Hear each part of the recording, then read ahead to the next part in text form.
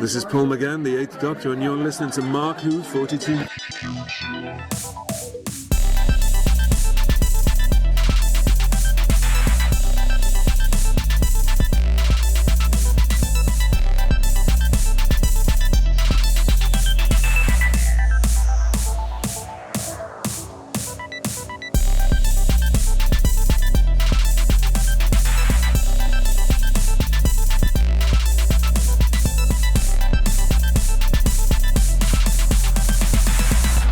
Welcome to a very special episode of Mark Who 42. My name is Mark Baumgarten. With me is... It's that Jarrod. And is it really like a very special episode of Mark Who 42? Because whenever you say it's like a very special episode, I think back to these very special episodes of things from the 80s and 90s. Because the person we're going to be talking about had their period for the first time. So it's a very special episode. Oh. Or it has something to do with Arnold and his brother, and I don't want to get in there.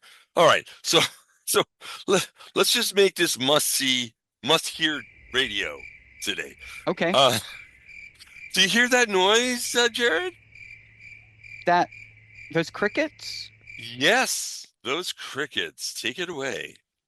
So one of the things we wanted to talk about, and obviously, which is why I'm here, we wanted to talk about Doctor Who in depth and what's going on with it. And, well, what's going on with it is kind of nothing. Yeah. Nothing. Yeah.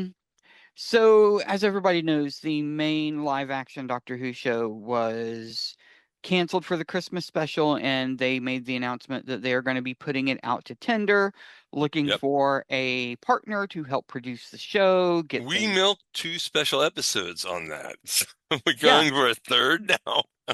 Yeah, well, and we talked about the time back then when we did those specials. We talked about what the tender process is and how long we anticipated it to take. And Mark, as we are recording this, it is the middle of August. Yeah, and it hasn't started yet. The tender I thought it was going to start in July. I thought that was the whole point. Yeah. And by starting the tender process, we are talking about the BBC putting out some sort of official statement that says, hey, we are now actively accepting pitches. Here is what we're looking for to the criteria, et cetera, et cetera. If you remember when they put out the tender process for the CBBS animated show, it said something along the lines of, hey, we're looking for however many 15-minute episodes, featuring this, featuring that. So, I mean, it's not like a Bible where it says we're looking for these types of stories, boom, boom, boom, boom, boom. It's generic enough, right? Yeah. But we've not seen that. And because we've not seen an announcement of such, that means that the clock on the tender process isn't ticking yet. No. Can I say something? The BBC has said they're anxiously awaiting to continue Doctor Who because they love it and all that stuff, right? Right.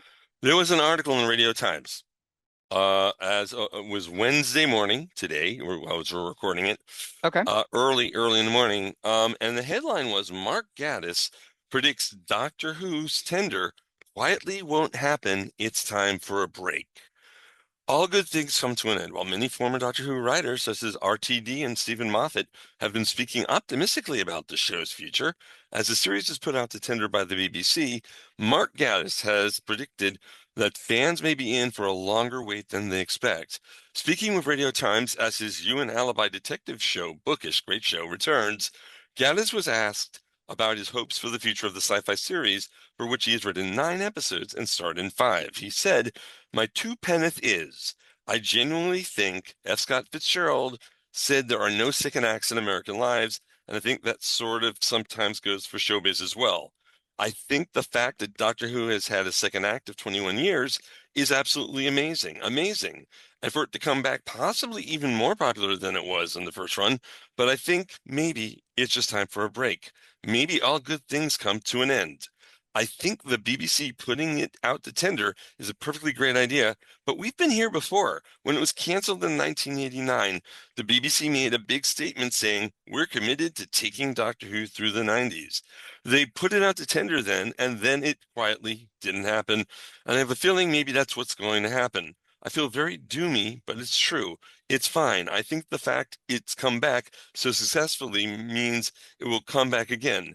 It's not a one-off 26-year run, but I think maybe it's just time for a proper break because you want people to miss it and have fresh ideas and probably someone to run it who grew up with David Tennant as the Doctor rather than Tom Baker. All of that was what Mark Gatiss had to say. Okay, Um, there's a lot there. yeah, there is. There's a lot there. Mm-hmm. And, you know, let's take it in chunks, Okay. right? The first thing I want to comment on, this is a Radio Times article Yes. about the future of the show. With those quotes by Mark Gatiss. Yeah, I didn't read the editorial part. I just read the quotes.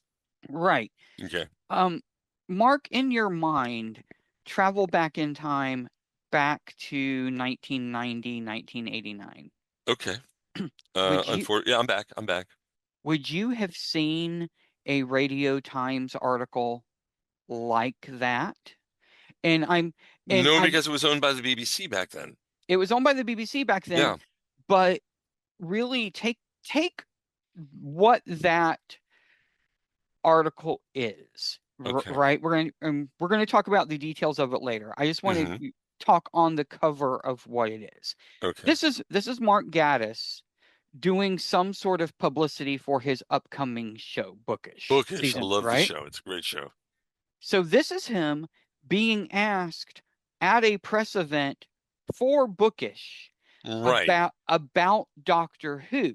Mm-hmm. And the Doctor Who question at that press junket warranted a Radio Times article.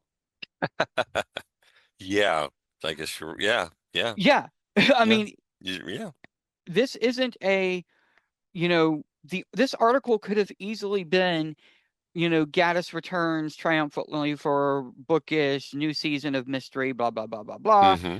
And this Doctor Who talk could have been paragraph 6. Yeah. But instead it was the lead. Instead Yeah. it was the lead. I think that's interesting that this is where we are. Mm-hmm. A thing that I think we also have in our collective society right now is social media. Yeah. Social media did not exist when Doctor Who got written off in 1989. That is correct. It wasn't there. No. So there wasn't as many avenues for, I'm going to say, feedback Mm-hmm. as they are now. And I can guarantee you that the Radio Times is generating traffic from it. Mm-hmm. And you have very large entertainment podcasts like the Rest is Entertainment talking about Doctor Who quite regularly and what is coming and going, etc. Now, with that entire Gatiss article and what was said, Mm-hmm. I want to bring up a second thing that has been whispered Ooh. about in the interwebs. Okay, what is it? There are production companies out there that have made comments about being in talks with the BBC. And about Doctor Who specifically, Mm-hmm. about, we want to talk to the BBC about producing the show. Right. And there are a couple things that you could take this. Okay.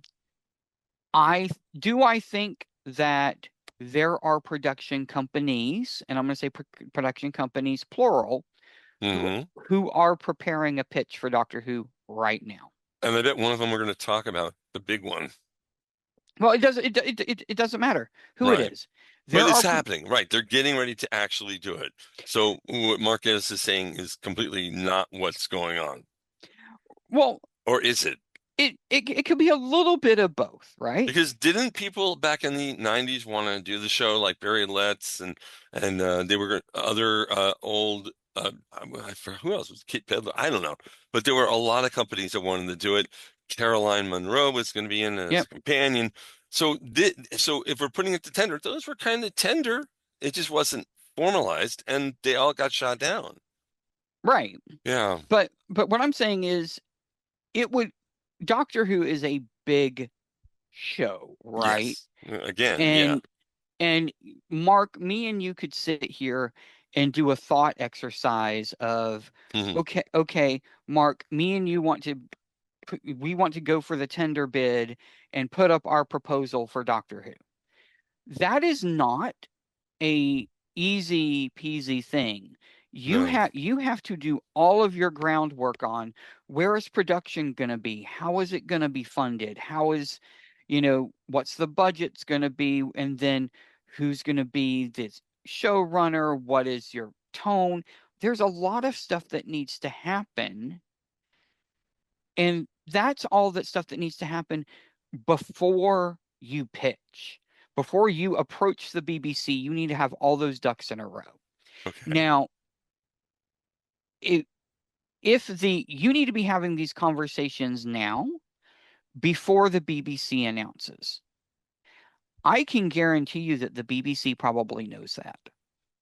Right. And knows that if they put up a thing today that says, okay, we're taking competitive tender pitches for one of the world's most recognizable sci-fi franchises. You've got 2 weeks to give us your pitches. Right. That's, if you really look at it, that's a lot to ask of somebody. And so they're So, working on it now. If they opened it up for a number of weeks or months, people wouldn't be ready because they have to hit right. their ideas. That makes sense. That makes sense. So that July start that we were always talking about was never going to happen because It was never okay, gonna happen. It was all never right, gonna all right, happen, but all right. we had to use that as a what if. Yeah, I mean, there are some other shows and podcasts out there that have uh, completely said, "Oh, it's gone. It's not coming back." I know a few people I know who sensationalize and say, "Oh, we knew this from so and so," and it is. But the fact is, it isn't. And even if it was, it hasn't happened or Well, been explained yet. So I hate the fact that people jump the gun on if it's going to or if it's not. I'm sure they picked up the article I read and are mm-hmm. treating it differently than you're reading it, where you're saying, well, it was just a quote. They're saying, oh, that proves it, which it Yeah. wouldn't because he's not a representative of BBC. In fact, the show is not even on the BBC, so he's not even working with the BBC right now. So okay, but I'll say, would it benefit from a couple years of break from the TV? Yes. Hmm. The Yeah, T would. well, and Well, and kind of. Yeah. the TV landscape is changing. Yeah. And they're probably looking at that. So one thing that is out there now that we need to keep our eyes on, that CBB show is still Yeah. in production. Didn't they announce the director or they They announced something this week? they announced the animation house and all that, but that what I'm saying is No, basically but they there's said something this week. There's oh something I, the director. It was also in the Radio Times. yeah, That they've but got the director for it or but something.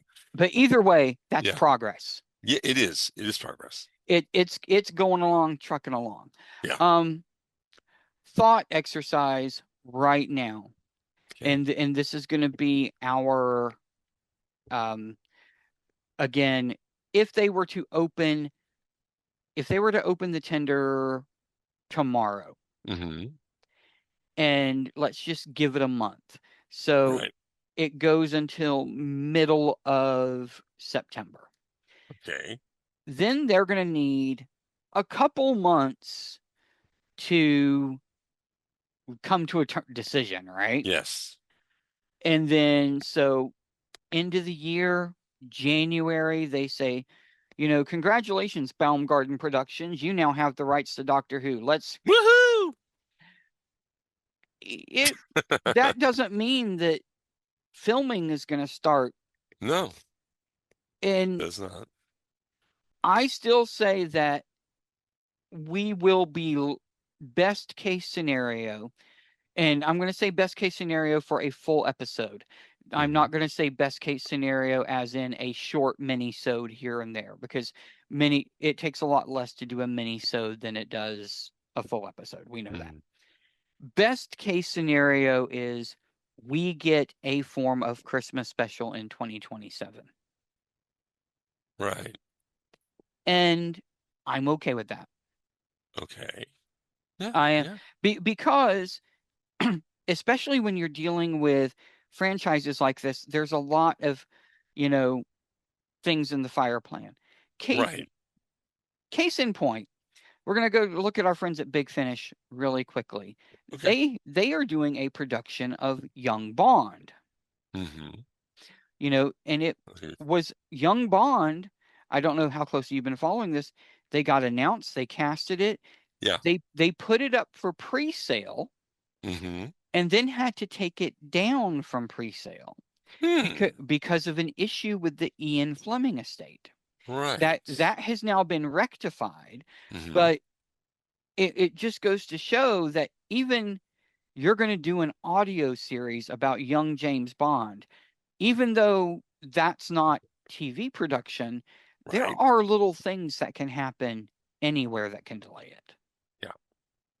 So, but yeah, I don't want to say any names of production houses that have been talking about Doctor Who. Well, there's one you have to mention. You can mention any of them you want. They are out there, and they can say in interviews, we're interested in we're interested in that. Great. Do I think the BBC is breaking its charter and having private discussions on the side and saying, hey, whisper, whisper, whisper? I don't think that's happening. Okay.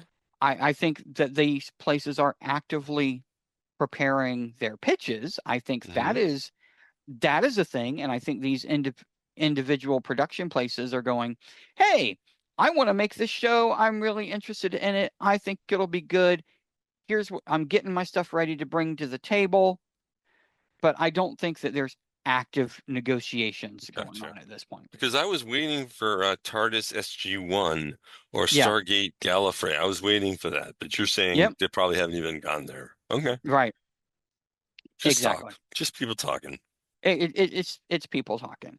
Yeah. Because just as the same way BBC Studios is probably doing the same thing. Yeah. So, but yeah. That's true, yeah.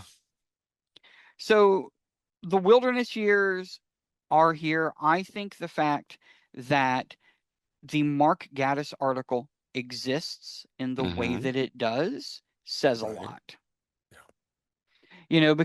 Because the Radio Times wants to put out articles. They need to, at the end of the day, they are a news site, but they're also a media site. They need likes, they need links, they need clicks, etc. They knew that this would be of interest, right? Yeah. And I think that is very telling of the current situation there. Yeah. So I went off on a little bit of a tangent. I'm sorry. That's okay. That's quite all right. I went on a tangent as well. Okay, so what's next? What are we talking? What are we doing? So when do you think we would officially see things? Okay, well, I mean, I know what we had said. We were saying maybe a Christmas episode in 27. I'll move it back. I say a Christmas episode in 28 and maybe a show in 29. I'd give it an extra year than what we had said. The last Doctor Who special we did. I don't think we are looking at another 20-something years without. Oh no. Remember, we don't call it the wilderness years. What do we call it? The glamping years. The glamping era. Yeah, the glamping years. Well, yeah. and I do think though that Mark Gatiss is right about one thing. If and this is going to hit me and you a little bit directly head on, Mm-hmm. but I think that if you are of an age that you can remember watching the classic series on first run, The show's you not for you? you probably shouldn't be writing it. Right. Oh, okay. All right. Well, I mean, he's right. I even we talked about this. Hmm. Someone from some fans who watched it from 2005 on, Right. they're now adults, and some Hmm. of them are probably producers. And yeah, definitely think we need to build on the new series. We've already built on the old series, classic Hmm. series. So now to get further, we have to build on it. And I think that was kind of, well, no, RTD2 wouldn't have worked because he was a fan of the original show. But I mean, they wanted to take it in a kind of new direction, and um, you need people, new blood. We need new blood. We don't need Hmm. RTD3. We need new blood. Right. We need new blood. And there's lots of places that it could go. There's lots of places that new blood can come from. Right. And some of those people are actually writing and producing Doctor Who right now. Yeah. Yeah. You know, I'm going to sit here and bring up a point, and Okay. I'm going to say a name. There is a writer for Doctor Who that won the Scribe Award for Best Short Story. Okay. Okay. Yeah. This was a short story from the Doctor Who The Adventures After. Okay. Okay. This writer for Doctor Who has currently been the active showrunner on Big Finish's 12th Doctor Adventures range, which has been absolutely brilliant. If you haven't listened to it, It is good, folks. it Listen. is. This person was also on the 11th Doctor, the 11th Doctor Chronicles, that arc that dealt with the other companion, Geronimo, all of time and space. Hmm. The, and this person has also worked on the 10th Doctor Chronicles, all sorts of stuff. Right. And I'm saying this because this person has done all this and isn't 30 years old. Yeah.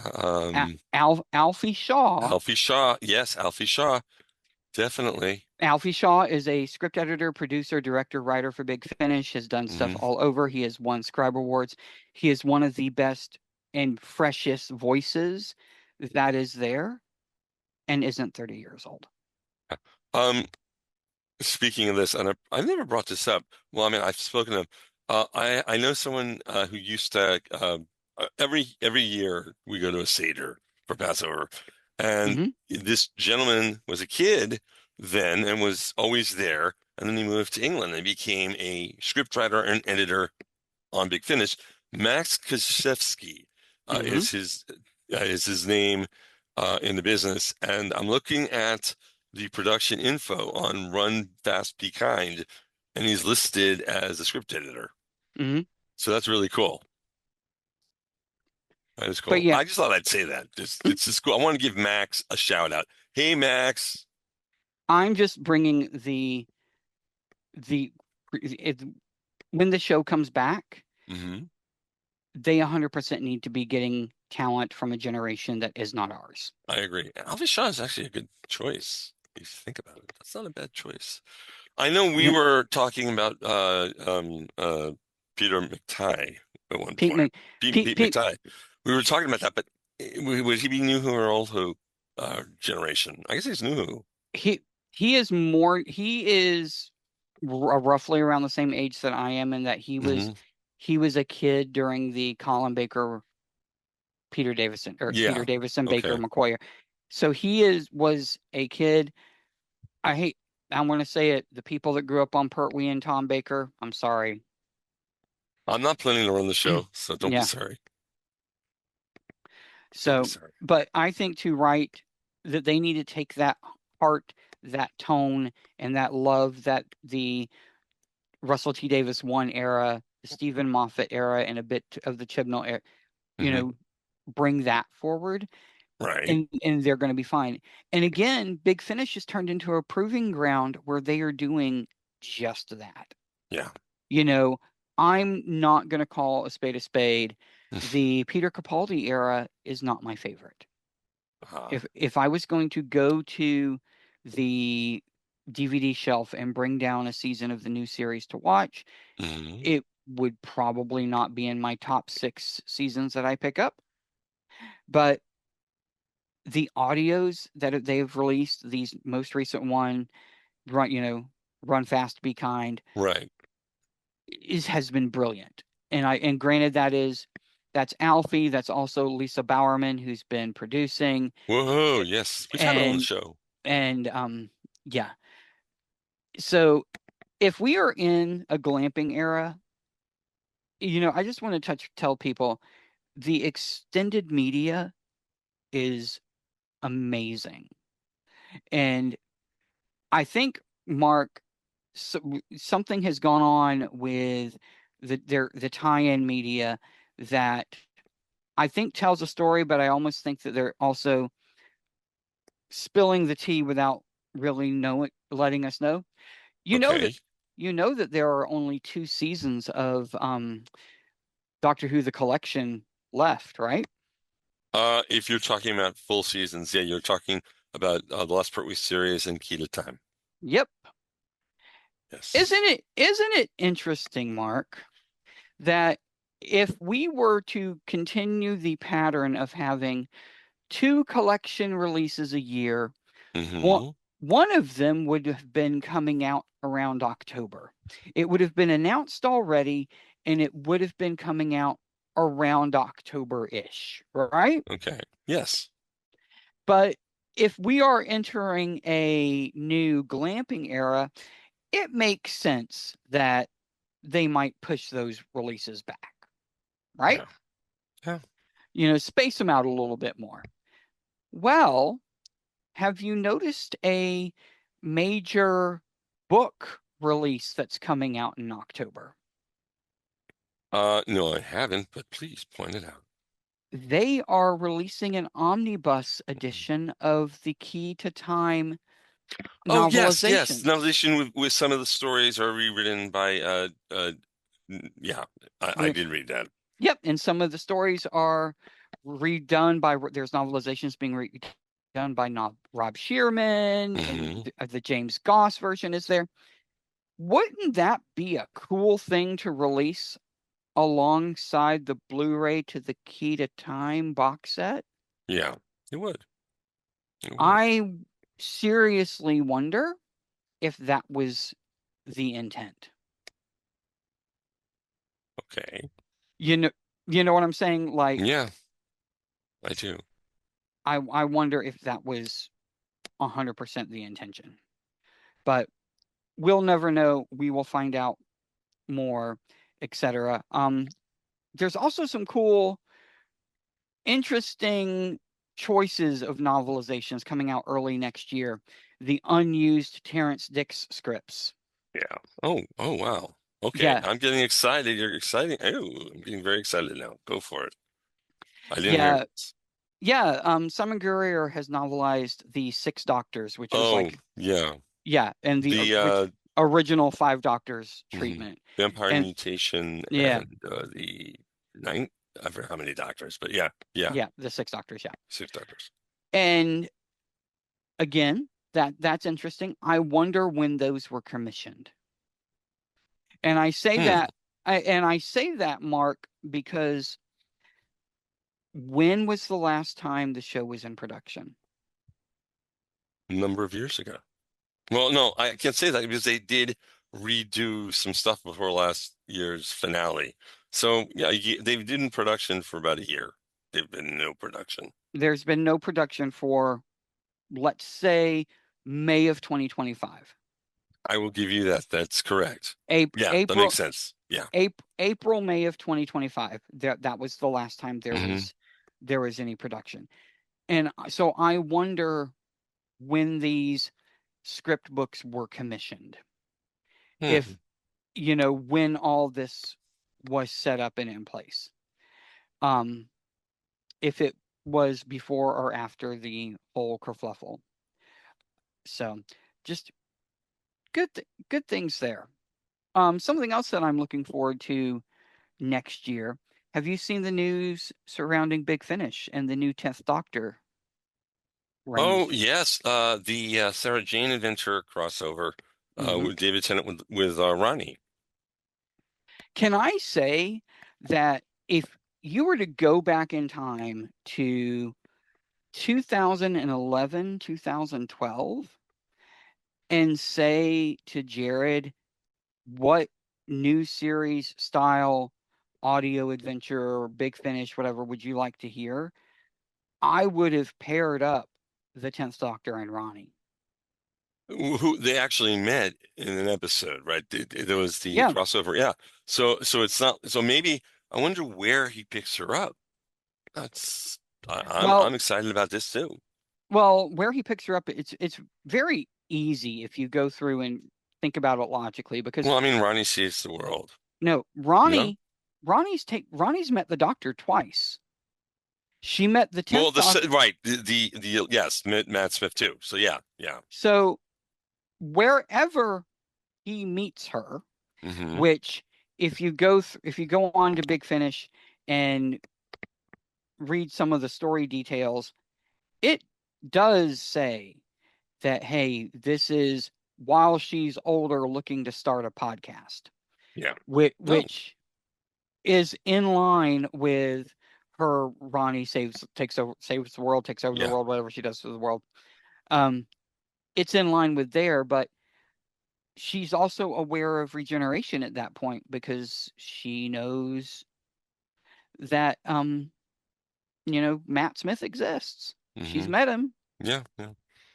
One thing I want to point out about this, and this is just me being very detail oriented, and listener, I am sorry. Um, Mark, when you think about the 10th Doctor adventures at Big Finish, right? Okay.